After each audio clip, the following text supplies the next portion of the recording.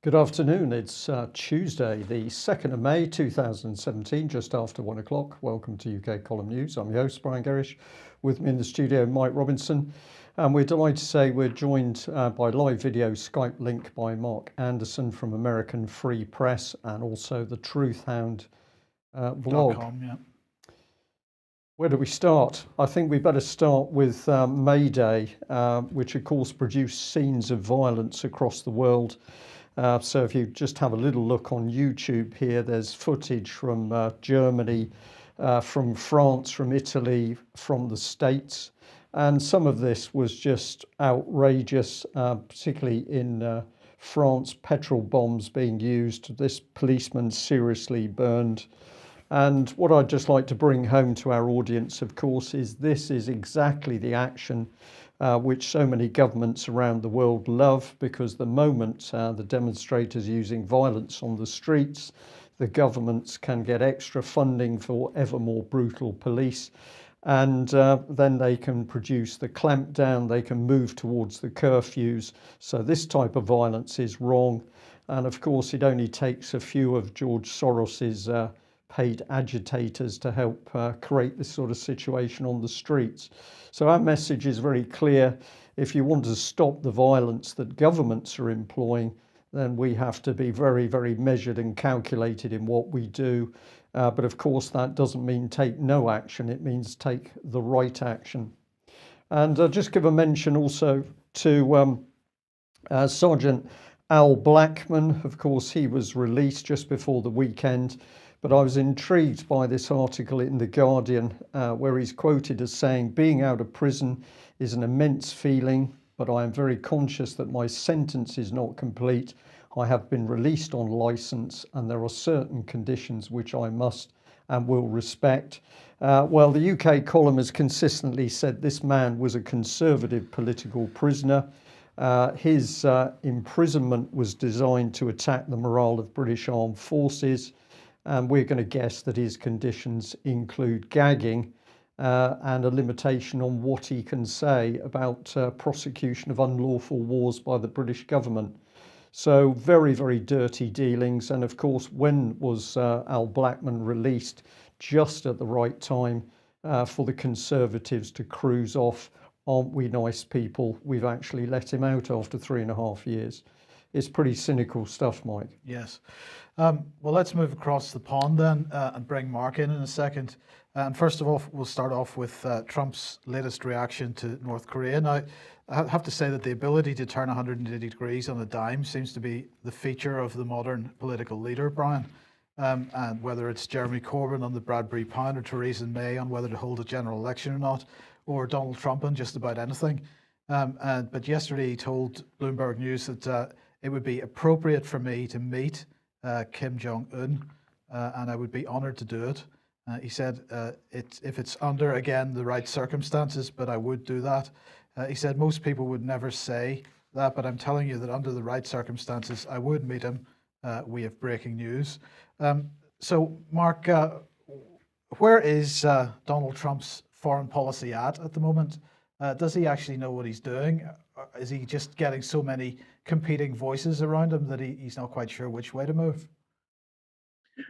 Certainly, that is one distinct possibility. Hope I'm coming through okay here today.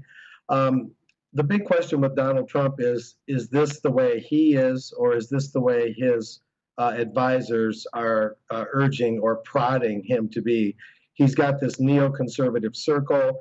He promised to drain the swamp, but he's surrounded by people that have a lot of very deep financial interests, many of whom are multimillionaires or billionaires themselves.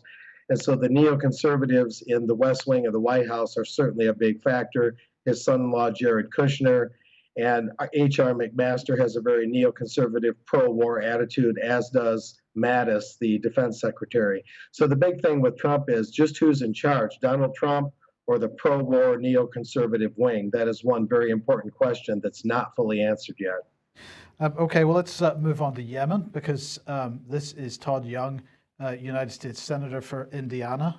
and he has managed to organize a group of 9 senators from both sides of the House, both sides of the Senate rather, and they've sent a letter to the Saudi ambassador in Washington demanding that Saudi Arabia ceases bombing in Yemen.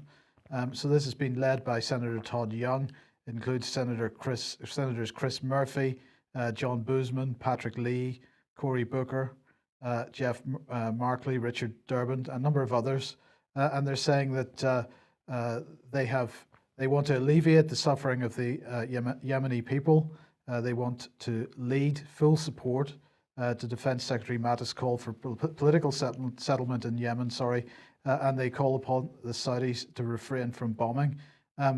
This continues to be completely underreported, the situation in Yemen and the UK. Is Yemen still off the radar in the media in the States? There's certainly not mention of it right now much. The big thing in the States is the debt ceiling, the perennial non-issue that is actually an issue in a sense, but it's never explained properly. We're possessed by that. Donald Trump didn't attend the White House Correspondents' Dinner. That's big in the news. He went and spoke at a rally in Pennsylvania. There's lots of this stuff about North Korea and innumerable issues. Russia's still out there, but no, this Yemeni thing is virtually non-existent at this time. Okay, well now, about 2 weeks ago, I think I had Vanessa Beeley on the program, and we showed this map, amongst other things, and she was discussing the issue of safe zones and the ultimate drive towards the Balkanization of Syria, potentially. She saw this as a danger. Well, the Astana talks continue tomorrow. They are scheduled again for tomorrow, and Russia has released a 4-point plan on how the ceasefire in Syria should proceed, and it seems to be very much along these kinds of lines. Now, on here we're seeing a Russian safe zone, a couple of American safe zones, a Turkish safe zone. There's no US safe zones mentioned in the Russian plan. They're talking about Russia, Turkey, and Iran running these safe zones. And if you want more detail on this, have a look at the Sputnik article. Russia proposes creation of 4 zones of reduction of tension in Syria. So this is what they're calling them. It says Russia proposes creating 4 zones of reductions of tension in Syria in Idlib province, north of the city of Homs, in eastern Ghouta, and south of Syria. And they're saying the war parties in these areas would not be able to use weapons.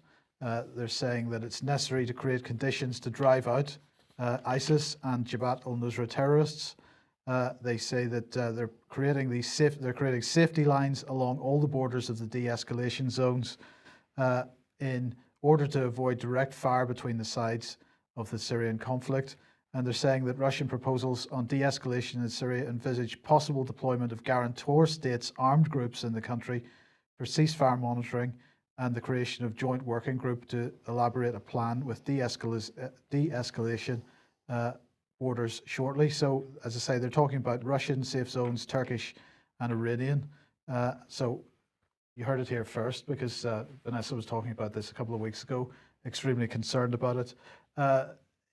I think the feedback that she's getting from Syria is really the Syrian people don't quite understand what's going on here.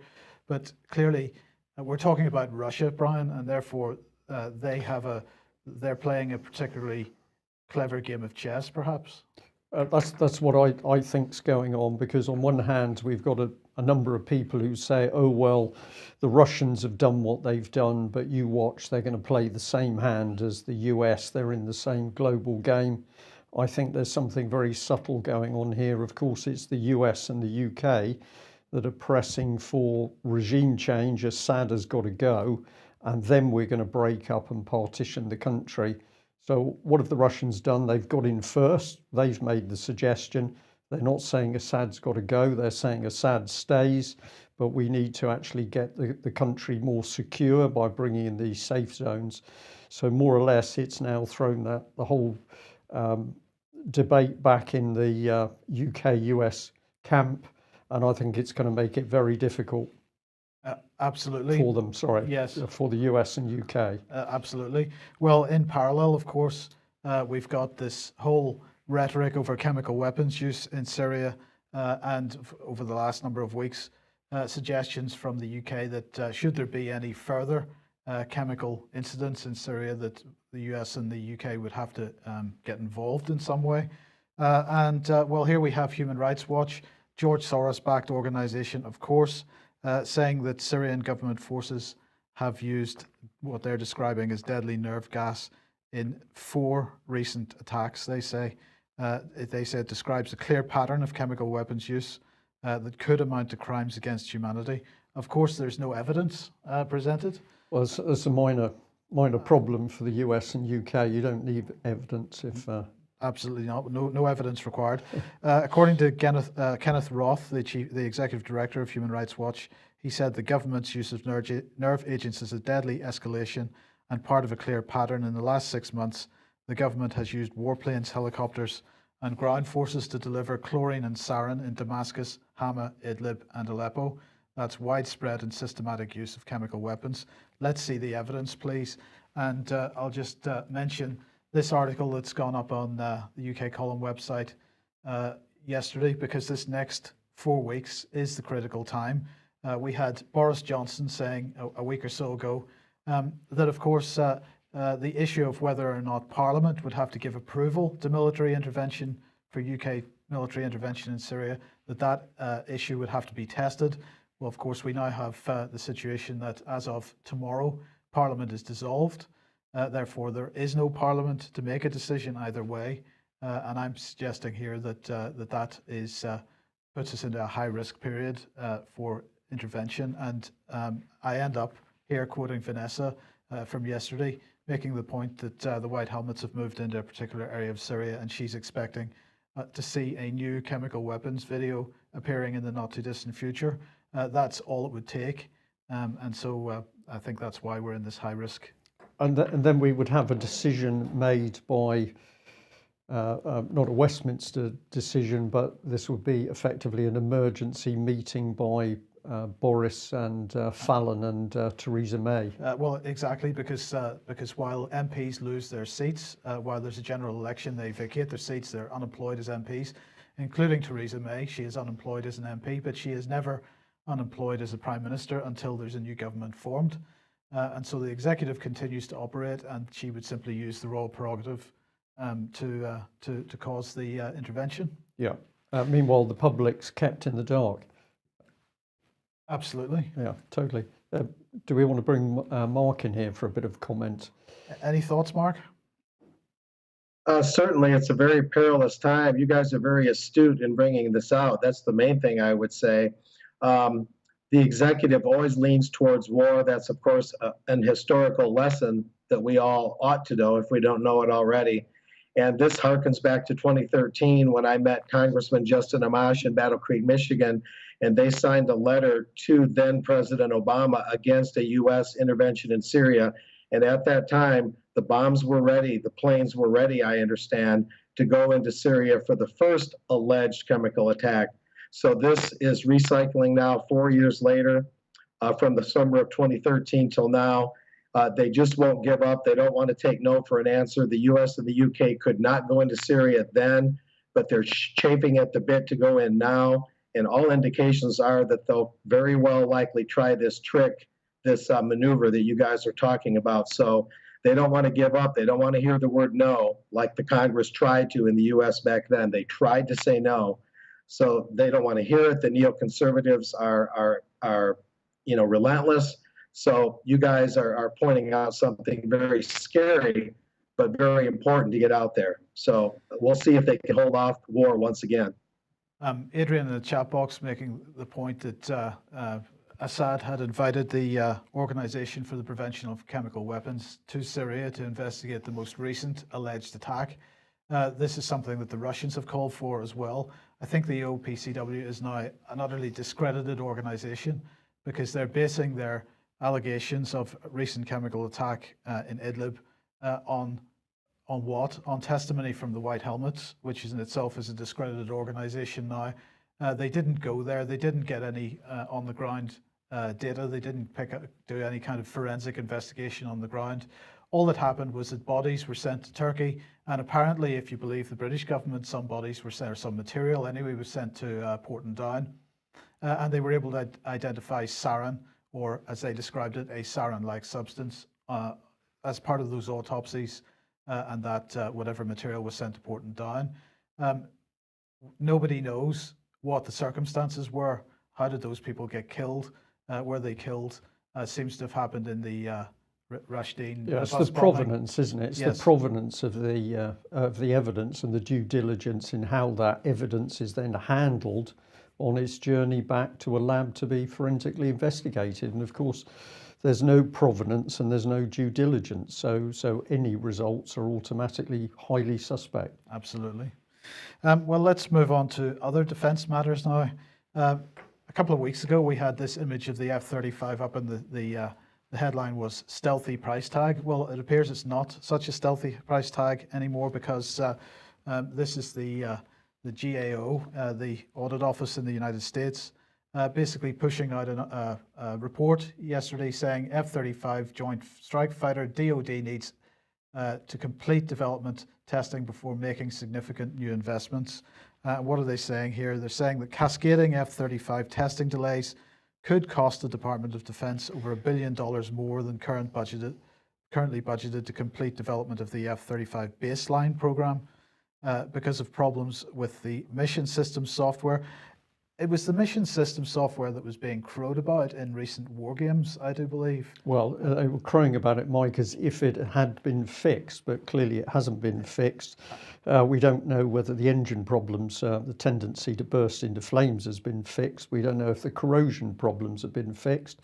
And at the end of the day, all of the reports say that this aircraft is not performing as it was supposed to. For us, Mark, of course, the important thing is that the Royal Navy is totally dependent on this aircraft as the onboard aircraft for the new Queen Elizabeth class aircraft carriers. So if this aircraft doesn't perform, we don't have a performing Navy anymore. There are some other implications, but this has been a pretty disastrous program. Well, what they're saying is that if it takes the estimated 12-month delay, that's going to cost another $1.7 billion. Well, of course, that's not a problem, because Trump's been just promised another $15 billion for defence. We might as well bring that up, and then we can perhaps ask Mark. This is the Daily Mail here. Trump's $1 trillion deal. Congress agrees to spend $15 billion more on the military and $1.5 billion on border security, but no wall. We'll just stick with the defence side. We've got to remember that the Federal Reserve creating billions from nothing. So this all starts on fraud in the first place. And then, of course, as many media sources are pointing out, the whole of the American financial system depends on the American aircraft carriers, whatever it is, 10 of them and 12 due in total. And we know that the US aircraft carriers equal foreign policy. So anywhere the carriers go, American democracy goes.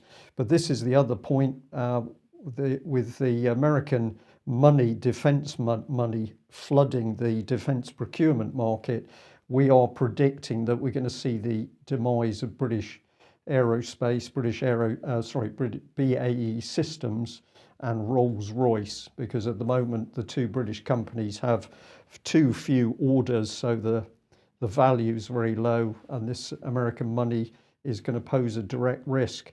Mark, there's a lot happening here behind the scenes, but it seems Trump is to get, what, a total of 50 billion, I think I read somewhere, for defence. This is just paper money. Well, certainly, yeah.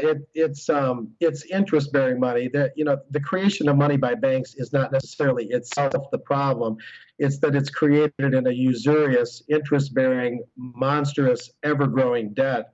If the government were to create it directly and not borrow it from the banks and match that with production levels, you could have a much more proper and equitable creation of money that would be a positive, not a negative, a progress and not a debt. And we could talk about that more another time. Money creation, of course, is the main power possessed by private banks that belongs to the people, and that's the main engine of tyranny. Without that, tyranny would largely abate. Tyranny would be much less prevalent. That being said, Coming out of that money creation, of course, is the fact that the private sector, the establishment, works in tandem with the government to create this huge defense establishment because they have to create enemies. Why do governments borrow? The biggest reason they borrow is war. And war creates the largest spending and therefore the largest usury, the interest, and the debts. This is sort of the whole foundation of the establishment that we face. That being said, you mentioned the border wall. The wall is sort of a challenging issue. If you look at the Rio Grande River, which I do on a frequent basis, I go down there in South to build a wall. What side of the river do you build it on? Is one question. I hope I'm coming through okay, but where to put the wall? Do we put it on the Mexican side of the Rio Grande River? Do we put it on the U.S. side? You can't very well put it right down the middle of the river, right in the water. So the wall, has all sorts of logistical issues with it. The real issue is Mexico's southern border with Belize and Guatemala and El Salvador. Mexico's southern border is the real key issue. If the U.S. would work with Mexico to fix that southern border, much of the human trafficking and the exodus out of Central America could be trimmed way back, because most of the people crossing the border in Texas right now are not Mexicans, they're from Central America. So if we want real progress, Trump needs to say to Nieto, the Mexican president, let's fix the Mexican southern border. So that whole issue is really misfocused. It's out of whack. And that's where the real issue lies in Central America at the Mexican border. Mark, a number of issues there, but the key one for me is the fact that we've got this money created from nothing by the central banks. Therefore, they are the people pulling the strings. This is a Russia Today one, but just bring it on screen here. We've got Tomahawk missile strike on Syria was after dinner entertainment and that was a quote by the US Commerce Secretary. I've just put a label on it. Death is after dinner entertainment for the low empathy personality. This is very dangerous stuff. If Trump is crowing that he thought it was almost amusing to spend somewhere up to $100 million on that cruise missile strike, which ultimately killed 14 people. And even he admits that, yes, probably a few people who shouldn't have been killed were killed. We seem to be dealing with increasingly obvious low empathy, sociopathic, psychopathic people. Oh, indeed. Certainly the establishment that we live under, it creates over time, over generations, it induces a mentality of complete disregard for human life as more and more wealth accrues to the top. And the large base of the population has to struggle day by day, week by week, month by month, just to live, just to pay the rent, as it were. No doubt about it. And then you have the generational thing, the Rothschilds and the long bloodlines where lots of wealth has been encapsulated for multiple generations. Over time, it creates this royalty mentality in the moneyed elite, in the plutocratic elite, where the rest of humanity is nothing more than cattle to them, people that are supposed to work for them and not better their own lives. And that's the ultimate arrogance that we're up against, is the money-induced plutocratic generational elite and the defense and monetary establishments and the usury that they create. That of course is it's an extremely seductive thing even to new people on the power ladder, and that's what seduces people into supporting the system, because it pays so many spoils, it pays so many perks to be part of the system, and then they close ranks on the rest of us in what you might call regular society. And it's sad to see Trump falling into that trap, because many people at the recent Harrisburg, Pennsylvania rally they want to see something more from Donald. They want somebody who's on their side. They believe he's a populist. I think he does have that impulse in him. But whether Trump is this way himself or he's being seduced into all this, either way, it's disheartening to see him fall into this power trap that we thought that he was not part of, that many Americans believe he is not part of. The real test for Donald Trump is to prove who he really is. And that's going to be really critical over the next few months. Yeah. Okay, thanks, Mark. Let's come on to Bundy. Now, Patrick Henningsen covered this issue, the Bundy situation in Nevada How many years ago was that? When he first did that, that would have been 2014. Right. So So this is yeah, 3 taking quite years. some time to get to trial then?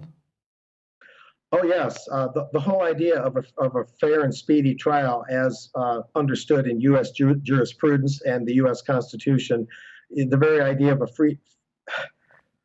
fair and speedy trial, it's a little early here on the West Coast, that is being undermined just by itself, let alone all the other questions. A fair and speedy trial is really kind of off the table now. This is a very glacial thing. It's moving very slowly.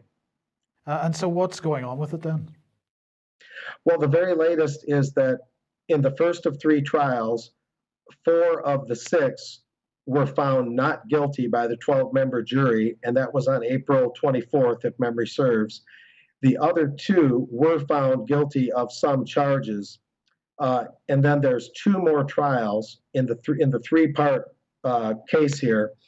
And those other 2 trials are supposed to be June 26th, and that's the second trial. And then the third trial is supposed to be sometime in the fall.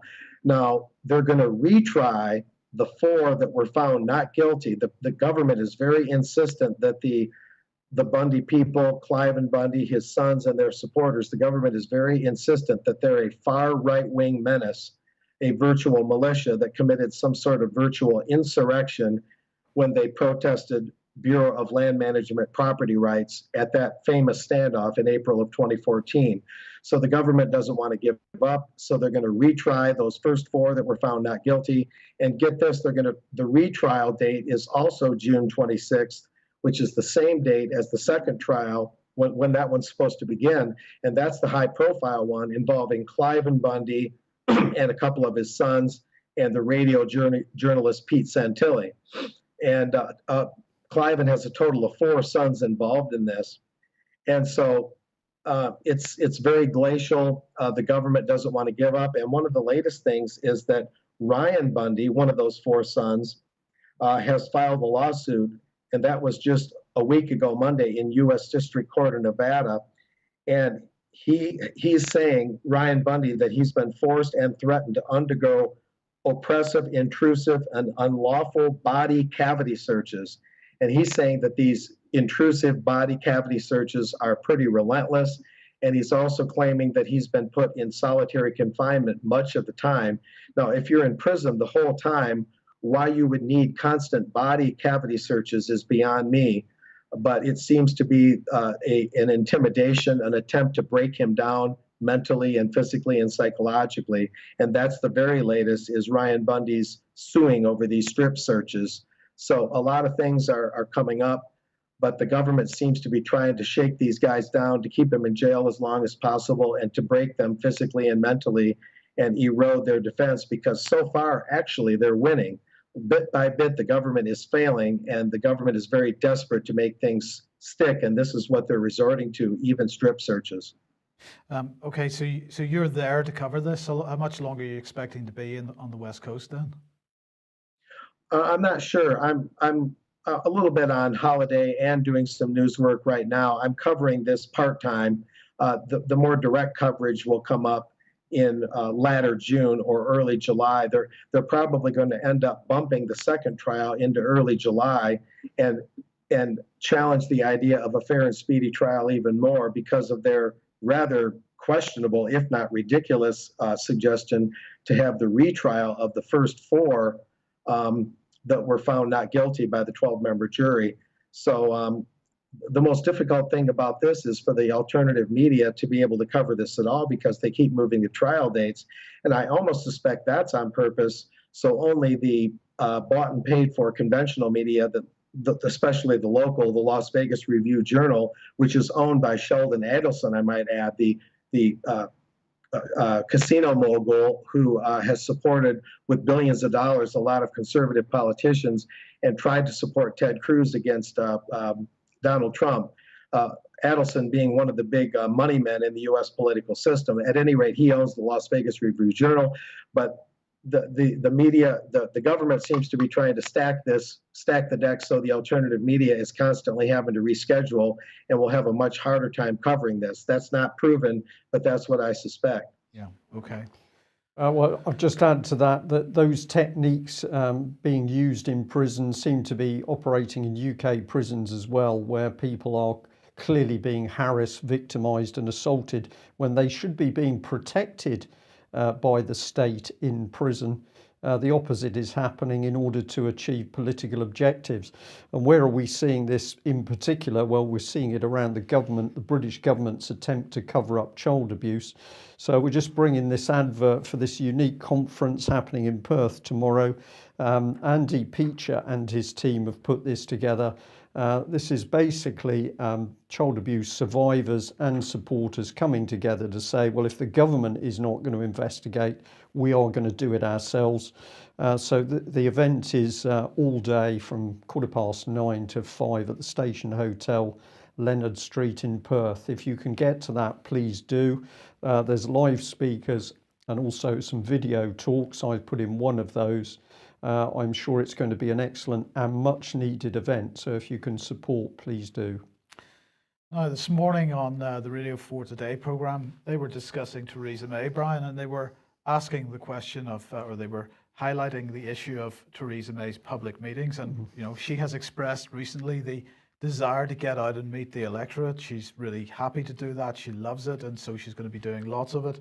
But in fact, what even the BBC was being forced to acknowledge was that, well, any of the meetings that she seems to be running are for Conservative Party members only. So the Conservative Party members were receiving email invitations to her so-called public meetings, and that other people were not getting a look in. This is because they're very worried, Mike. They are worried because they know that the hostility amongst the wider public is growing, and quite rightly so. The other thing is that Theresa May has shown herself to be gaffe prone, and who knows what may come out of her mouth. I think she's looking very wobbly. I think this lady could have a breakdown. She would need to be replaced. So I think they're treating her with kid gloves, and you wouldn't want a future Prime Minister interacting with the public. That would be terrible. Absolutely. So it came as no surprise then to see this tweeted out earlier on from Steve Smith, who's with Cornwall Live, one of the local media outlets. And the Prime Minister is in Cornwall today, apparently, and he's tweeted out, "Never known a visit like this. Are reporters banned from watching Prime Minister walk around a factory by the Conservatives PR team?" So Theresa May was in Cornwall this morning walking around a factory, but journalists weren't allowed to report on what she was doing. Yeah, that's quite an incredible situation. Well, everywhere, Mike, we're seeing the PR teams control the agenda. We can see it with phoning up any local authority and trying to get some sort of answer from a real person. You only ever deal with the PR team, and in a minute we'll demonstrate the sorts of nonsense you can get from those PR teams, including that from the Independent Police Complaints Commission. So I'm not surprised. Just remember Theresa May's weakness, because of course she's up against the might of the European Union. This headline made me laugh. EU leaders agree on negotiating stance for Brexit talks in record 4 minutes. So we are to believe that there was a discussion which lasted 4 minutes, and these EU people agreed. Well, of course, the reality is that the outcome of that meeting would have been pre-agreed in pre-meeting meetings, which is exactly the way you do things in a dictatorship. I maintain that everything that's happening with Brexit was negotiated at the time of David Cameron's grand tour of Europe. So it was all agreed 2 years ago. Yeah. And what we're seeing now is pure charade. Pure theatre. Okay, Mark, bring you back in at this point, because this has been rumbling on for quite some time, and that's the issue of Glass-Steagall and the breakup of the big banks in the United States. And it was very much a willy won't-y thing. And certainly the momentum seems to be building on the side of he will, to the point that while in the last couple of weeks the Financial Times has been mentioning this from time to time, the other mainstream media really wasn't covering it, but it has now broken into the UK media, with the Independent here saying Donald Trump actively considering breaking up Wall Street's biggest banks, and similar headlines on the BBC and other mainstream media here. So the question is, will he do it? It's looking more and more likely, much to the chagrin of the Wall Street elites. I'm kind of dropping this on you from a great height because I didn't tell you we were covering this. But have you any thoughts on whether he will actually deal with this issue? I don't know. Excuse me. This is a difficult one to answer. I can say that when you've been part of the New York business establishment for as long as Donald Trump has in real estate, and Donald Trump for many years, his attorney was the influential Jewish attorney Roy Cohn. Roy Cohn cut his teeth as the legal counsel to Joe McCarthy, the Wisconsin senator back during the communist scare, the famous senator that had the probe of communists in the US government. That's where Roy Cohn came from. Well, fast forward, Roy Cohn was the attorney to Donald Trump for many years when Trump got into real estate through his father. And so, considering all that Trump has needed and wanted and done through the New York financial establishment to get where he is, it would be difficult to believe that Donald would bite the hand of the banks this hard. Of course, when you break up banks, what does that mean? When they broke up Standard Oil back in the early 1900s in the famous Standard Oil trust busting court trial, did they really break up Standard Oil? Well, they converted it into separate entities, Standard Oil of Ohio, Standard Oil of Indiana, but the power of Standard Oil was not abated when they broke it up. So when they talk about breaking up banks, what do they really mean? The banking consortium has power in and of itself. Whether the banks are multiplied a little more or broken down a little more, the power to create money, again, with interest-bearing debt and the way the banks work, that's their real power. So I would question what breaking up the banks even really means. Now, if you have Glass-Steagall and you have a firewall between investing and regular commercial banking, and that's what Glass-Steagall was partially about, that's a useful thing. Well, look, I'm just gonna jump in there, Mark, because what you've just said is an interesting point. It actually goes beyond a firewall, because what is required for Glass-Steagall is the full separation of the corporate institutions. So fully separating investment banking operations from retail banking operations. What we have in this country since 2010 or so is what you describe as a firewall. Here we call it the ring fence. There is some discussion of watering down these proposals in the States and imposing a ring fence instead. The ring fence hasn't worked here. It's not going to work anywhere because it's not really achieving the main aims of separation, of proper separation. All it's doing is putting a PR spin on a minor restructuring, and so I mean, you're right. These are all key points. What Trump needs to do, and we're going to explain one reason why he needs to do it, because again, we're seeing bubble after bubble building. In this case, ETF Daily News highlighting the corporate debt levels. But as I've shown on many occasions, my donut graph of UK debt, government debt, corporate debt, household debt is at record levels in the West as well. We continue to carry an unmanageable debt burden. It can't be repaid, and so unless Trump goes for Glass-Steagall, Mark, I don't see any option out of the mess that they are in, and I'm talking about the financial elites here, other than to create a fairly massive war, which will solve the problem within a very few years. Yeah, the monetary system we have survives on war. Without war, they wouldn't be able to create the necessary amounts of credit and borrowing, and the economic engine wouldn't turn quickly enough and with enough force to keep the economy going. That's the sheer poison of the current system, is it needs large-scale ventures like war, not necessarily limited to war, but like war, just to survive. That's the great crime of the financial system that we would need to break out of via the Bradbury Pound, via similar systems, maybe along the social credit lines, or some sort of distributism. Rather than redistributing the wealth, we need to distribute new debt-free money into the economy to make up for the huge shortfall of purchasing power. And many debts would need to be repudiated. Not all debts are legitimate. Fraud vitiates contracts, and wherever there's fraud, that is part of the Glass-Steagall process is to make an assessment of the validity of the debt. That's a good thing. Yeah, if it's more than a firewall and a true separation, that would be a very welcome thing. The thing with Donald Trump is his financial interests run so deep in the New York establishment. Can he really bite the hand that's fed him and helped him along? Roy Cohn, that attorney I mentioned, is one of the he's the late Roy Cohn now. He died, but he was extremely influential in the earlier New York establishment and helped Donald Trump get where he is, helped him build these Trump towers all over the place, directly or indirectly. Will Glass-Steagall be fully reinvigorated in the U.S.? Many bankers are known to keep on their wall these plaques that say, "I helped defeat Glass-Steagall." And Glass-Steagall came out of the U.S. Great Depression years, as you guys know. It was one of the last surviving measures against the trusts, against the money power. And so hopefully something with some teeth and some real meaning can be reinstalled in the U.S. and in the U.K. systems to create that checks and balance, because real checks and balances are so woefully lacking right now, especially financially.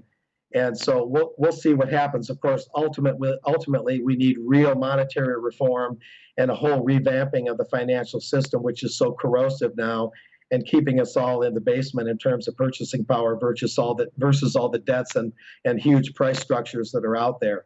Yeah. So, it's a multifaceted thing, and that would be a good first step.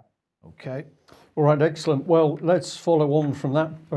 From that particular thing, and say it is, of course, only the UK column and the British Constitution Group that are pushing for a key solution to this problem in UK, and that's restoration of the Bradbury pound.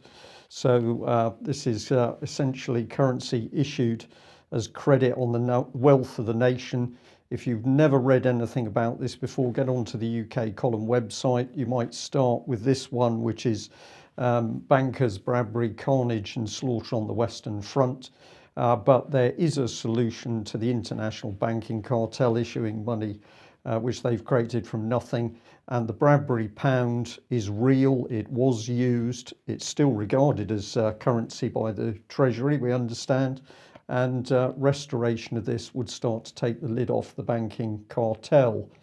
Now, we've been encouraging people to do things, not just watch and listen. This was sent in to us. We think it's really excellent. Somebody's created a front page for the Daily Express, and they're asking questions about the Bradbury pound and the early day motion. This, of course, was the motion supported by Labour leader Jeremy Corbyn, Shadow Chancellor John McDonnell, plus MPs Austin Mitchell, Kelvin Hopkins and Paul Flynn. So they signed an early day motion to say, yes, we think the Bradbury's a good idea, but surprise, surprise, Mike, they don't want to talk about it anymore. And why do we think that is? Because they've now been spoken to, because of course restoration of the Bradbury would be the start of bringing down the international banking cartel. But my main point here is that somebody has acted on the Bradbury pound information. They're now challenging people about it, and that's exactly what we need to do under the phrase that we used at the Nottingham event, action conquers fear. So here are the emails of those gentlemen. One of them doesn't appear to have Twitter addresses. One of them doesn't appear to have a Twitter account. So that's Kelvin Hopkins. I'll put up his personal website. But we're saying to people, challenge these MPs. They signed the early day motion. Now they're backing out. Duplicity. And if we look at the little logo there for Jeremy Corbyn, the cynicism of this is unbelievable. He says, for the many, not the few.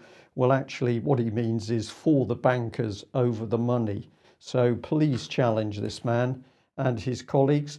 And also bring you back to the UK column again. There's a whole wealth of information. If you simply search for Bradbury, and you'll find a whole list of articles talking about why the Bradbury is so important and why we need to support the restoration.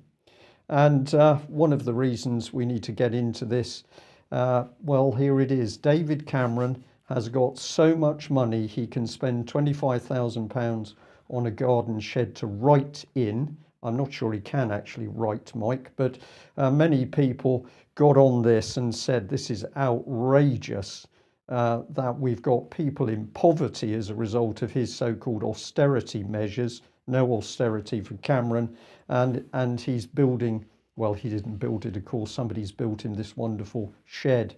So we're saying get on to Mr. Cameron and challenge him. And I'm going to bring in Tony Blair as well, because, of course, we've reported that he's coming back into politics. He says he's a bit worried that people might drop "What's it" on his head. Well, I think something a lot more important needs to happen. We need to see people challenging this man over social media. If enough people do it, of course, his political reputation will be utterly untenable. So we need people to act, particularly in this very important time of the election. Let us bring these candidates to account with the key questions. Are we doing the IPCC story? We keep that till tomorrow. I think we'll keep it till tomorrow, because we're just about there on time. So if you're waiting for that update on the Independent Police Complaints Commission and Common Purpose, we will cover that tomorrow. Mark, we're going to say thank you very much for joining us, because we know your time zone means it is still in the middle of the night where you are in the States. So thank you very much for getting up and speaking to us, and we'll be delighted to have you on board again. You're welcome. Thanks for having me. Okay, thank you. That's the end of today's UK Column News. If you're not a supporter or subscriber to UK Column, please get on the website and sign up. We need your financial support to do what we do, and we can't do it without you. That's it and all about it. Thanks very much for joining us. We will be back at the same time tomorrow. Bye-bye.